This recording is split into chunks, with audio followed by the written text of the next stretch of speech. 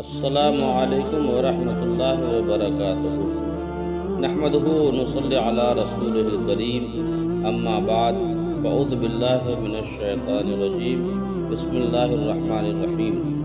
حدیث پاک حضرت ابو ہریرہ رضی اللہ تعالیٰ عنہ روایت کرتے ہیں کہ نبی اکرم صلی اللہ تعالیٰ علیہ وسلم نے ارشاد فرمایا ہے، جس شخص کو اللہ تعالیٰ اس چیز کے شر سے بچا لے جو دو جبڑوں کے درمیان ہے، یعنی زبان، اور جو دو ٹانگوں کے درمیان ہے، یعنی شرمگاہ، تو وہ شخص جنت میں داخل ہوگا۔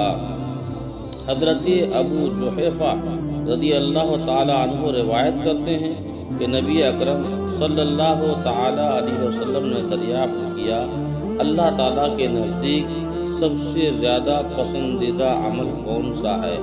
راوی بیان کرتے ہیں کہ تمام لوگ خاموش رہے، کسی نے بھی جواب نہیں دیا۔ آپ صلی اللہ تعالی علیہ وسلم نے انہیں جواب دیا۔